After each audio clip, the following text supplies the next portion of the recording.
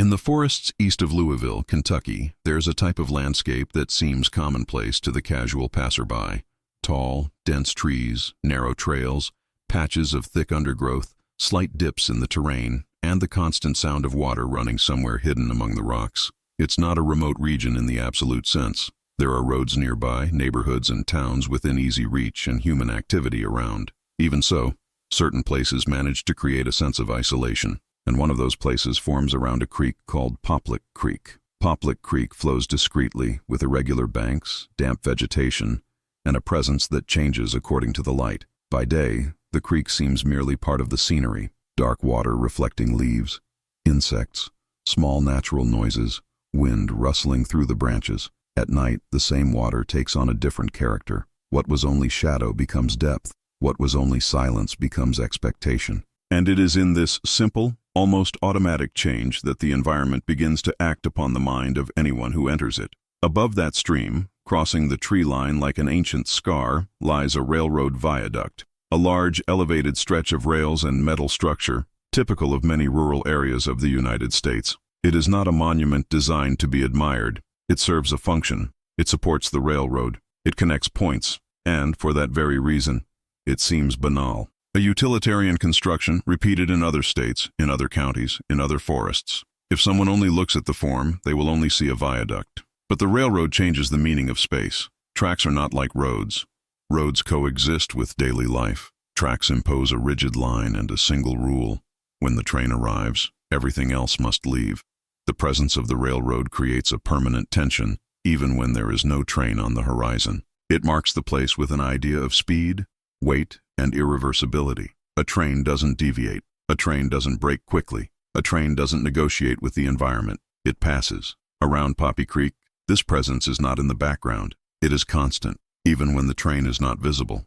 The structure exists, above the trees, as a reminder that the place does not belong solely to the silence of the forest. The railway crosses the natural landscape, but does not blend into it. It cuts through it, and this creates a contrast that many describe without realizing it. Nature seems alive and flexible, but the metal of the viaduct seems cold and definitive. It is in these kinds of places that reputations are formed, not necessarily because something supernatural is there, but because the space lends itself to stories. A high viaduct over a stream, surrounded by forest, with active trails, is an invitation to the imagination. The human mind dislikes emptiness. When there is a place that seems ordinary and at the same time causes discomfort, the brain tries to fill that discomfort with meaning, and that meaning often becomes a narrative. In the region, residents treat the area as a place deserving of respect, not because it's officially forbidden, not because there's a mystical warning posted on signs, but because the local culture takes care of that.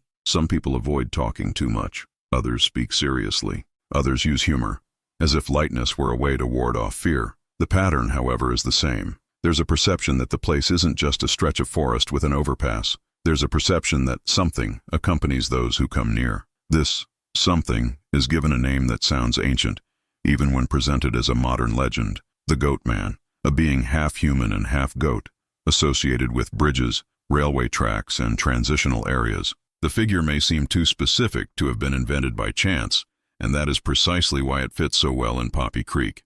Because the Goatman, before being a supposed inhabitant of a forest, is an image that spans human history. Since antiquity, hybrid beings have appeared as symbols of boundaries.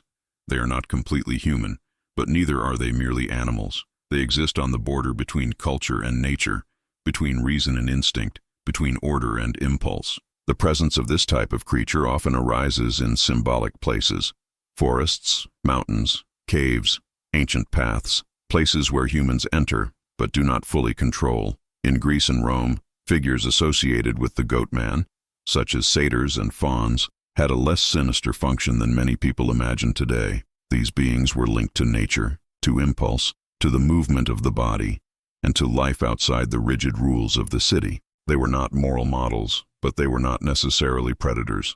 They were part of the wild world. They were signs that the forest is not an extension of the human home, but rather a space with its own laws. The best-known example of this imagery is Pan, frequently represented with goat-like features: horns, goat legs, a hybrid posture. Pan was associated with the natural environment, valleys, forests, and also with sudden fear. The very word panic has a historical connection to the idea of a fear that arises from nowhere, as if placed inside the person by an external force. This detail is important because it shows that, even in ancient versions, the goat figure was already related to a specific human sensation, unexpected fear. Over time, however, medieval Europe redesigned this symbol. The same appearance that once represented nature and impulse came to be used as a mark of the demonic. The Christian imagination, in organizing the world in terms of purity and temptation, transformed the hybrid into a threat. Horns, hooves, fur, and the association with desire came to compose the image of the devil and of entities that deceived people, especially in remote places, far from the community and social rules. This process did not occur simply. It was consolidated over centuries through sermons, art, popular folklore, and accounts of visions and apparitions. The goatman ceased to be an ambiguous symbol and became a sign of danger. He was no longer just the guardian of the forest.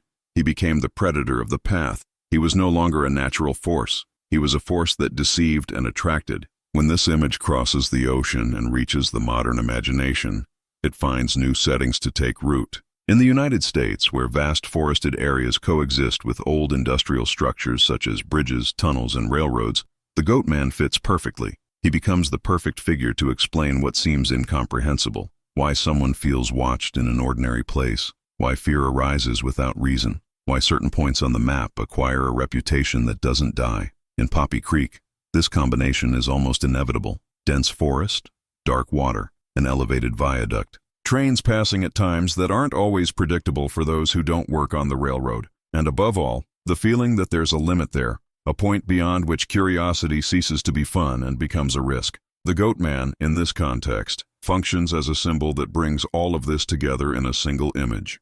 An image easy to remember, easy to describe, difficult to forget.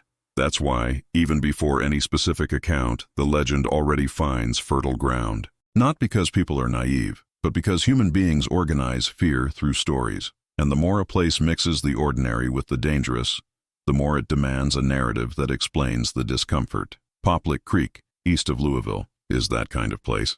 It looks like just forest and railroad. It looks like just water and metal. But the viaduct's reputation is no accident. It arises from the encounter between an environment that demands respect and an ancient symbol, built over centuries, capable of giving form to what no one can clearly point to. And when a place begins to be remembered not for what it shows, but for what it suggests, the question ceases to be, what is there, and becomes another, more difficult one. Why do so many people feel they are being drawn to the railway tracks, even knowing that this shouldn't happen?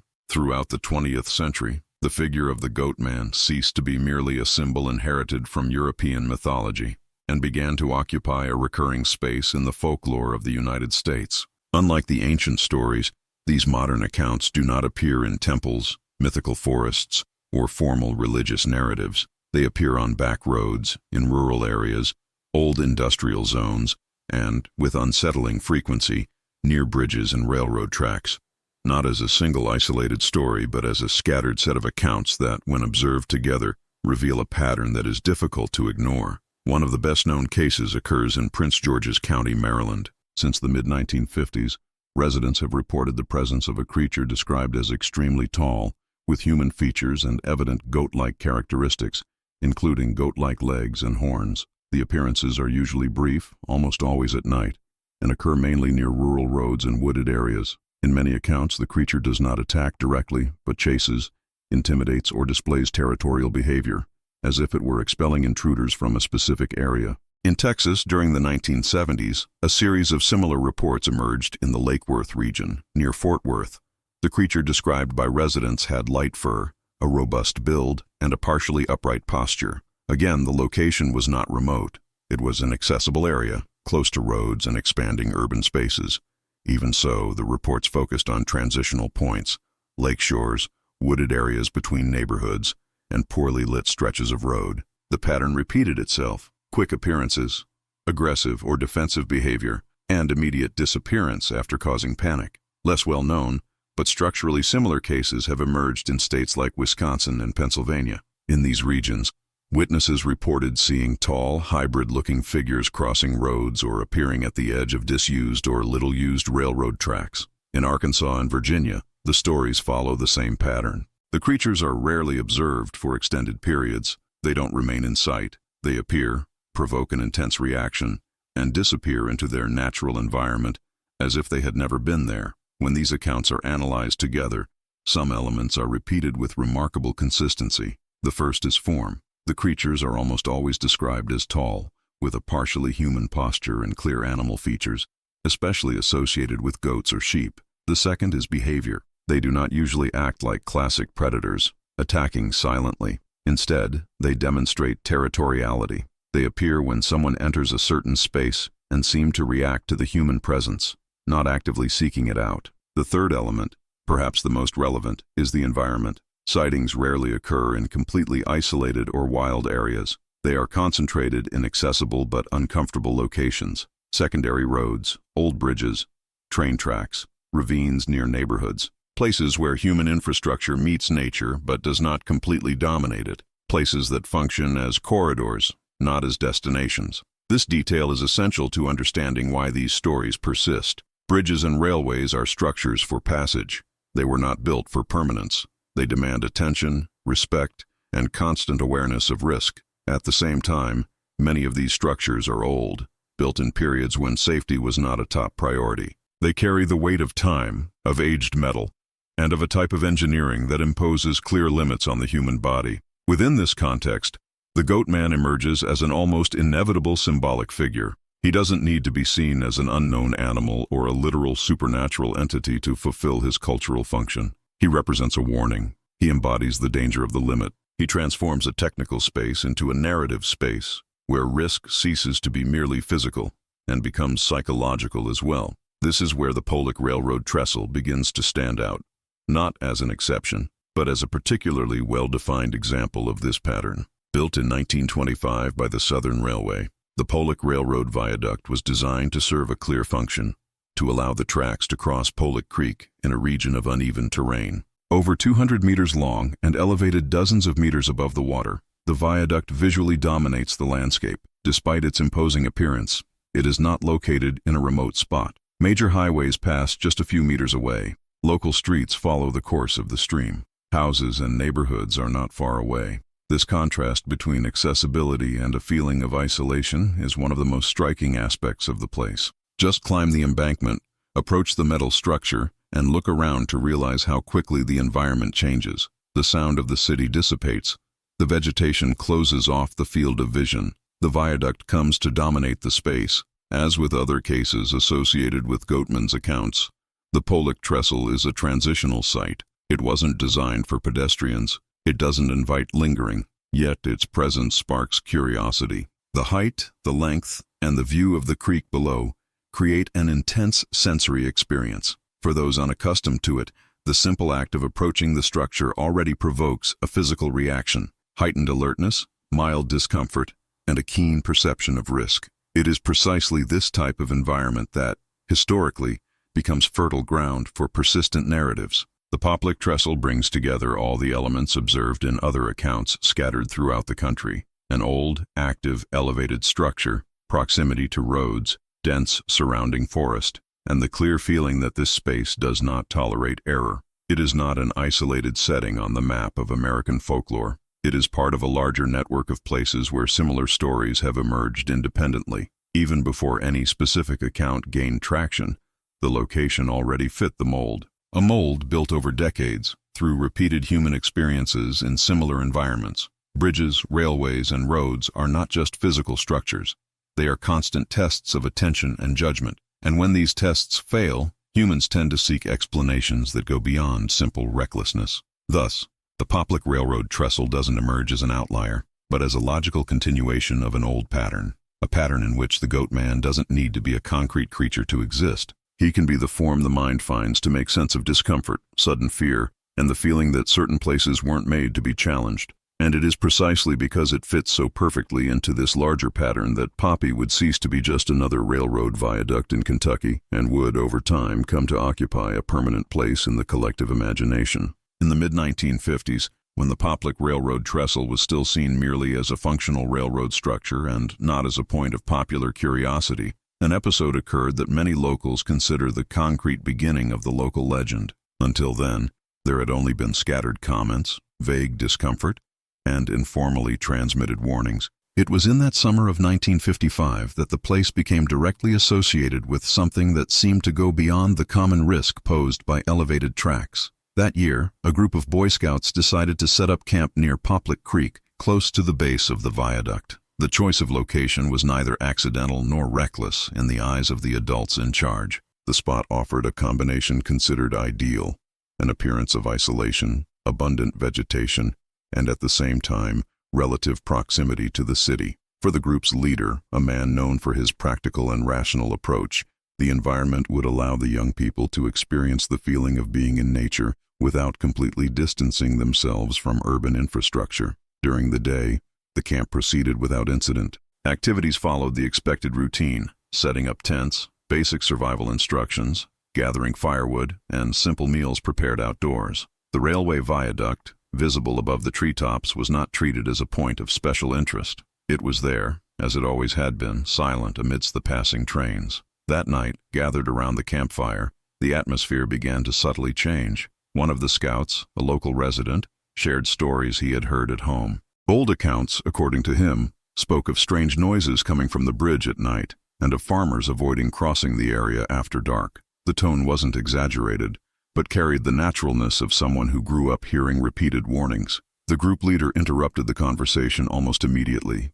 He calmly explained that forests amplify sounds and that nocturnal animals produce noises that can seem threatening to those who are not used to them. He spoke about owls, coyotes, insects, and how the wind can distort echoes. His intention was clear: to prevent fear from spreading among young people who, for many, were spending one of their first nights away from home. The explanation worked. Gradually, the group dispersed, and the tents were closed. The fire was extinguished, and the camp plunged into the darkness typical of areas far from direct urban lighting. The stream continued to flow in the background, and the viaduct remained motionless above, almost invisible against the night sky. Sometime during the early morning hours, something disrupted this balance. The sound didn't start out loud. According to later accounts, it was a low, deep noise, difficult to identify.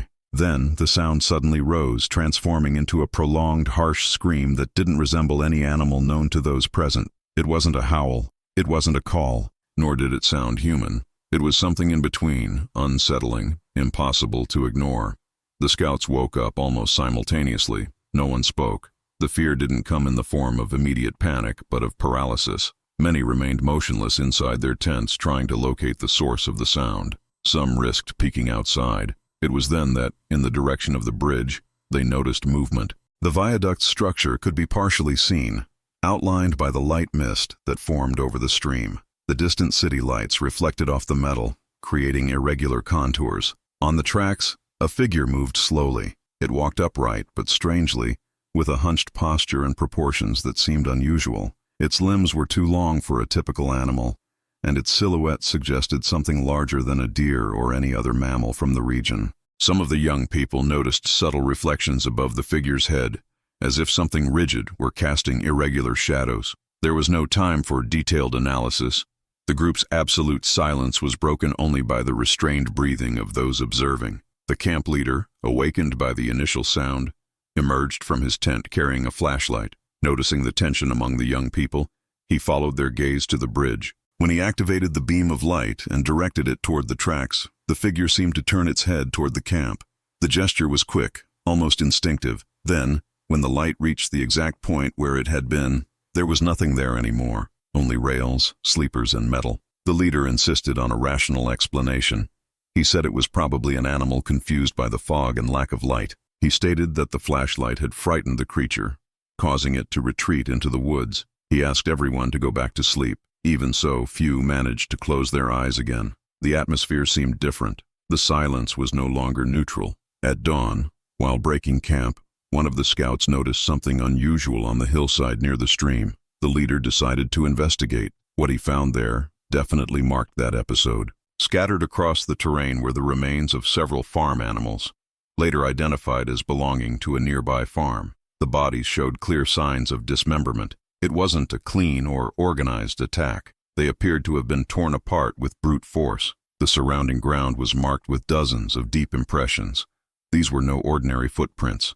They were divided in shape, similar to hooves, but on a much larger scale than those of animals known from the region. The distribution of the marks was also striking. They did not indicate a group of animals running chaotically, but rather a movement concentrated around the bodies. Once again, the leader resorted to a rational explanation. He spoke of wild dogs or other predators. However, his sense of security was no longer the same as the previous night. The authorities were notified, and the official response was swift. The incident was attributed to wild animals, and the recommendation was simple: reinforce fences and keep a distance from the area at night. A brief mention in a local newspaper reinforced this version. For the adults, the matter was closed. For the young people who were there, it wasn't. They had heard something that didn't easily fit into any known explanation. They had seen a silhouette where there shouldn't have been anything. And they had found marks that didn't correspond to what they had been told. Over the years, the story began to circulate. Details changed. Some spoke of sheep, others of cattle. Some added more direct approximations of the figure, but the core remained intact. One night, a cry, a presence on the bridge, and physical signs at dawn. That is how the Poplick trestle ceased to be just a railway viaduct and became something more. Not as proof of a specific creature, but as the point where an ancient sensation took local form. From that episode, the idea of the Goatman ceased to be just a distant concept and began to have a specific address. And with that, the legend began to take root in the region's imagination, ready to grow with each new account that was yet to come. Nearly 40 years after the Boy Scouts' night, the Poplick Railroad trestle was no longer just a functional viaduct spanning the creek. The structure continued to serve its purpose, silently passing between trains, but the cultural significance surrounding it had changed. The story of the Goatman, which had previously circulated as a local warning, began to attract a specific type of visitor: young people who wanted to test their own limits, prove their courage in front of their friends, and touch, with their own hands, the place that everyone described as strange. In December 1993, a small group of teenagers and young adults decided to go to Trestle at night. Christina Butts was 19 years old and was with friends who, like her, had grown up hearing fragmented versions of the legend. They didn't consider themselves ghost hunters or people driven by rigid beliefs. They were young people seeking a powerful experience, something to break the monotony of their days, the kind of adventure that, at that moment, seems harmless because it's shared in a group. The path to the bridge had clear signs: fences, prohibition signs, barriers installed precisely to prevent approach. But youthful logic often interprets this type of warning in a particular way. The "do not enter" becomes a challenge. The danger becomes an invitation. And the presence of the myth, even if treated with irony, adds a narrative element, as if the night had a role to play. As they approached the trestle, the structure imposed its physical reality. Up close, the viaduct didn't look like a scene from a story, but an engineering feat with its own rules. The floor wasn't a walkway. It was spaced-out wooden sleepers, with gaps large enough to trap a foot, unbalance a person, or allow a fall. In some places, the spaces between the pieces reached almost half a meter. In winter, the wood accumulated moisture and, with the cold, a thin layer of ice could form, almost invisible in dim light. The height wasn't just a number either. It was a bodily sensation. The stream below seemed too distant to offer any chance of survival in a fall, and yet the group pressed on. At first, they laughed. They made comments. They joked about who would see the Goatman first. This behavior is important because it shows a typical dynamic. Fear is kept under control while becoming a joke. The joke functions as psychological protection. As they took their first steps onto the trails, the bridge seemed to swallow the sounds of the surrounding world. The noise of cars on the nearby highway became distant, as if it existed in another layer of reality. The forest, in turn, seemed closer, but not welcoming. The vegetation merely observed, motionless. Metal and wood underfoot demanded constant attention. Each step needed to be calculated. It was necessary to watch where one stepped, adjust the weight of the body, and maintain balance. The crossing, suddenly, was no game. It was a task. At some point along the way, already moving towards the center of the structure, Christina began to feel something she couldn't explain with simple words. It wasn't a fright. It wasn't a vision. It was an internal shift. She then described a sensation of being pulled forward, as if a part of her own body wanted to continue, even as her mind assessed the risk. It's a type of psychological experience that's rare in ordinary contexts, but more frequent in extreme environments where height, tension, and narrow focus alter perception. The sensation evolved into something even more specific. Christina reported hearing a whisper, like a very low voice, not coming from the air around her, but from inside her own head. The voice was saying her name. It wasn't a shout. It wasn't a clear command. It was a short, intimate call, the kind of sound that makes a person react automatically, as if they had been touched on the shoulder. She stopped. She tried to pinpoint where it was coming from. She looked at her friends. No one seemed to be joking at that moment. The atmosphere, previously lighthearted, had changed. The crossing no longer felt like a game. Christina turned her body slightly, with the care of someone who can't lose her balance. It was then that she noticed another detail, an almost imperceptible noise, a kind of vibration that passed through the metal and rose up through her feet. At first, it seemed just part of the environment. Then the vibration gained consistency, as if the bridge were waking up. This is the point where physical and psychological danger meet. A place like that demands that the mind be completely aligned with the body. If attention is divided, the risk increases. If the person panics, the risk increases. If the person becomes curiously drawn in, as if hypnotized by the scenery, the risk increases. Christina tried to warn the group to retreat. She didn't shout like in movies. She pleaded urgently, but still trying to maintain control so as not to stumble. The warning came too late. A sharp sound cut through the air. The train's horn. There was no room for interpretation. It was real, concrete, close. The train appeared behind them, advancing along the elevated tracks. A block of metal moved by mass and speed. The bridge, at that instant, ceased to be merely a dangerous structure. It became a geometric trap. There was no side platform. There was no safe space to stand while the train passed. The only possible refuge was the metal skeleton itself below the level of the tracks, narrow and hostile, and yet extremely risky. The group entered a state of controlled panic, the kind of panic that tries to organize itself into an immediate decision. Run. They began to retrace their steps, jumping from sleeper to sleeper, trying not to put their feet in the gaps. The train was approaching too fast to allow for comfortable calculation, and in the midst of the run, the most predictable mistake in a place like that happened. Christina slipped and trapped her foot between two pieces of wood. The moment wasn't long, but it was decisive. She pulled her leg, tried to twist her body, tried to free herself with short movements to avoid falling. The bridge, at that point, seemed to have its own way of holding on to those who fail. One of her friends, David Paul Smith, went back to help her. He knelt on the sleepers, held her leg, and began to pull forcefully, trying to dislodge her trapped foot. The train was already close enough that the sound was no longer just a horn, but a vibration in the air, a continuous noise, an overwhelming presence. When they finally managed to free their feet, the remaining distance was minimal. The train driver was already applying the brakes, and the friction produced a loud, metallic, high-pitched sound, as if the train itself were complaining about the effort. Christina and David didn't have time to run. Their escape was instinctive. They threw themselves off the track, grabbing onto the wooden and metal ends. The passing train created such an intense vibrational force that they both had to descend even further, holding onto the narrow bars of the structure. There, amidst steel, wind, and dust, the human body seems too small. The train passed. The sound lingered. The bridge continued to tremble for a few moments, as if retaining the memory of the impact. Christina remained trapped, not by the tracks, but by the situation. Holding on there required strength and resilience. Rescue did not happen immediately. Emergency services had to be called and arrive at the scene. For a period long enough to seem endless, she clung to the structure, trying to keep her body stable, trying to keep her mind in the present. When she was finally rescued, the group realized how close they had been to tragedy. In the following days, the news circulated as a tale of a narrow escape. Christina became a topic of conversation. But there was one detail she didn't immediately mention, perhaps out of fear of not being taken seriously, perhaps because she didn't want to reinforce the legend, the whisper, the voice, the calling of her name. At first she considered the simplest hypothesis.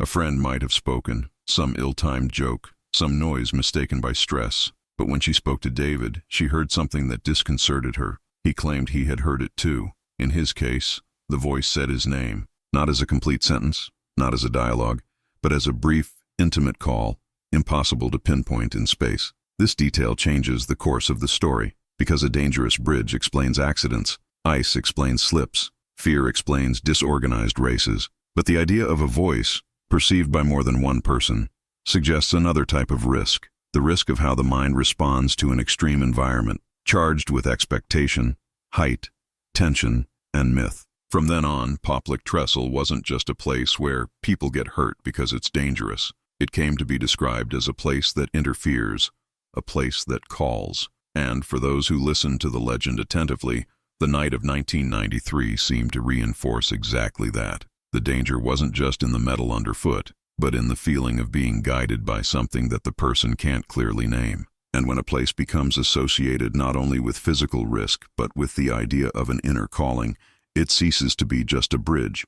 It becomes a psychological test, a point where curiosity may not be just curiosity, a point where the mind, for unknown reasons, may work against its own survival. In April 2016, more than 20 years after the incident experienced by Christina Butts, the Poplick Railroad Trestle had already established itself as a well-known place beyond the limits of Louisville. The legend was no longer just a local warning passed down through generations. It circulated on the internet, in forums, videos, travelogues, and lists of haunted places. The trestle had become a destination, and as happens with many destinations of this type, it began to attract people who didn't grow up hearing direct warnings, but who arrived there driven by the promise of an experience. Raquel Bain was 26 years old and lived in Ohio. Friends described her as curious, restless, and drawn to intense situations. She enjoyed abandoned places, ghost stories, and challenges that involved confronting fear. For her, these places weren't seen as threats, but as settings, unusual spots that broke the routine and offered the feeling of experiencing something unique. On a weekend trip with her boyfriend, David Nee, the couple decided to visit Louisville specifically to explore this type of environment. That night, they already had definite plans. They were going to participate in a nighttime visit to the old Waverly Hills Sanatorium, a place known for its dark history. There were still a few hours before the scheduled time, and Raquel suggested an additional stop. She had read about the Poplick Trestle, not as a place of accidents, but as a spot surrounded by legends, a place where, according to some accounts, simply walking across the bridge was enough to summon the Goatman. David agreed. To him, it seemed like just a risky but manageable walk. He believed that, as they got closer, they would observe the structure, take some photos, and continue their journey. At that moment, there was no clear perception that they were approaching an active site with regularly used tracks. The initial mistake was this: interpreting the place as scenery and not as functional infrastructure. They parked the car near the entrance and began to climb the embankment that led to the tracks. There were no go signs. There were fences. None of that was enough to deter their decision. The logic of adventure often minimizes objective signs of risk, especially when time is short and expectations are high. When they reached the top, the bridge revealed itself in its complete form: long, elevated, metallic. The stream below seemed too distant to be considered an escape route. Still, the place conveyed a deceptive sense of tranquility. There was no train in sight. The sky still held enough light so that the darkness was not total. Raquel was enthusiastic. For her, the trestle represented exactly the kind of experience she was looking for, a borderline between the permitted and the forbidden, between risk and control. David, on the other hand, began to feel discomfort as they progressed. It wasn't clear fear, but a growing realization that this space offered no room for error. Each step required attention. Each sleeper needed to be chosen carefully. The bridge, as always, did not adapt to the human body. It demanded total adaptation. As they walked toward the center of the structure, something in Raquel's demeanor changed. David would later recount that she seemed excessively focused on moving forward. She didn't respond immediately when he spoke. She didn't seem to hear the comments that would previously have provoked laughter. Her gaze was fixed ahead, as if something at that specific point on the bridge had become more important than any warning around her. It was then that David noticed the sound. At first it was almost imperceptible, a low metallic noise that seemed to come from within the structure itself. It wasn't the clearly identifiable sound of a train, but a subtle vibration rising through his feet and legs. He called Rachel. He tried to make her stop. He asked her to go back. She continued walking for a few more steps, as if temporarily detached from the real situation. The sound grew too fast. What had been just a vibration transformed into a continuous, heavy noise, accompanied by a displacement of air that left no doubt. A train was appearing at the end of the bridge, advancing directly towards them. The distance was too short to allow a complete crossing to the other side. The structure offered no safety platforms. There was not enough lateral space to remain standing. At that moment, the difference between reaction and paralysis becomes crucial. David yelled for Rachel to run, but he himself realized in a fraction of a second that there wouldn't be time. He then made an instinctive decision, guided not by planning, but by survival. He threw himself off the tracks, grabbing the metal beams of the structure, hanging his own body in the void. The metal was narrow, cold, and uneven. Holding on there required extreme strength and total concentration. Raquel, for her part, seemed to snap out of her fixed state the instant the danger became visible. She tried to move to the side of the bridge, attempting to repeat her boyfriend's gesture, but time was not on her side. The train was advancing at a constant speed, and the margin for reaction had vanished. In a few seconds, the train reached the point where she was. The impact was immediate and fatal. There was no room for struggle, for progressive error, or for improvised rescue. The train passed. The metallic sound dominated the atmosphere. The bridge trembled under the force of its passage. David remained hanging, his body tense, his arms straining to the maximum, while everything vibrated around him. When the train finally pulled away, the silence that followed brought no relief. It brought confirmation. Emergency services were quickly dispatched. The train driver, as in other cases, had noticed the presence of people on the tracks too late. When the teams arrived, they found David still trapped on the structure, in a state of shock, unable to speak. Raquel was dead. The news spread quickly. For many, it was just another case of recklessness, a wrong decision in a place known to be dangerous. And from that point of view, the explanation seemed sufficient. But for those familiar with previous accounts, certain details stood out. The altered behavior on the bridge, the difficulty in reacting to warnings, the feeling of continuous movement even in the face of increasing risk. The metallic sound perceived before the train was clearly identified. Unlike the 1993 case, Raquel did not survive to recount what she felt. There was no interview. There was no space for public reflection. What remained was David's account, fragmented by trauma, but consistent on one specific point. For a few moments, she did not seem fully present. She did not seem to act as someone fully aware of the immediate threat. This episode marked the most tragic point in the history of the Poplick trestle because it removed any illusion of emotional distance. It was no longer a near miss. It was no longer a warning. It was the materialization of maximum risk. The bridge, which had already become a symbol, now carried a definitive weight. By connecting this case to previous ones, it becomes clear that the story structure doesn't repeat itself mechanically. What does repeat itself is something else. The convergence of curiosity, an extreme environment, and an altered psychological response. In every episode, there's a moment when perception fails, an instant when the mind doesn't act according to the basic instinct of self-preservation. And, in that specific place, that instant comes at a very high price. The death of Raquel Bain did not end the legend. On the contrary, it solidified it. It transformed the Poplick trestle into a point where the myth ceased to be mere suggestion and began to carry concrete consequences. From then on, any discussion about the Goatman, real or symbolic, was permeated by an unavoidable fact. Some people never leave that place. And when a place begins to be associated not only with fear, but with ultimate loss, it ceases to be a setting for adventure. It becomes a boundary, a silent warning that certain structures do not forgive curiosity, and that sometimes what leads someone to danger is not just daring, but something more difficult to identify and control. At the end of all these accounts, the Poplick Railroad trestle remains exactly where it always was. The structure hasn't moved. The tracks are still active. The creek continues its slow course beneath the metal. What changes is not the place, but how it is interpreted. And it is at this point that the different attempts to explain what, after all, the Goatman of Poplick is, arise. For some, the most straightforward explanation remains the most appealing.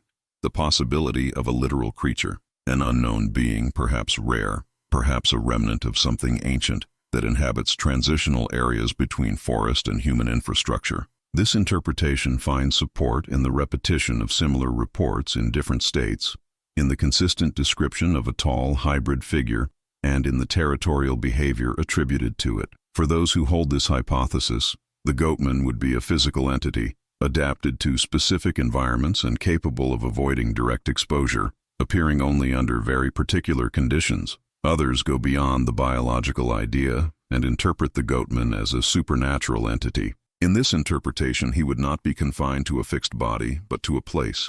He would be a presence associated with the viaduct, the train tracks, and the stream, manifesting himself in different ways depending on the observer. This view engages with ancient traditions that link hybrid figures to liminal locations, spaces where human control is partial. The Goatman, in this case, would not need to attack physically. It would be enough to influence, distract, induce error. Death would occur not through the direct action of the entity, but as a consequence of its interference in human perception. However, there is an interpretation that does not depend on the existence of any external creature. For many researchers and scholars of human behavior, the Goatman can be understood as a collective psychological construct, a symbol created and reinforced over time to give form to real sensations experienced in an extreme environment. Elevated height, absence of safe passages, narrow metal structure, constant noise, vibration, and the awareness of imminent risk create a specific mental state. In this state, the human brain can alter how it interprets stimuli.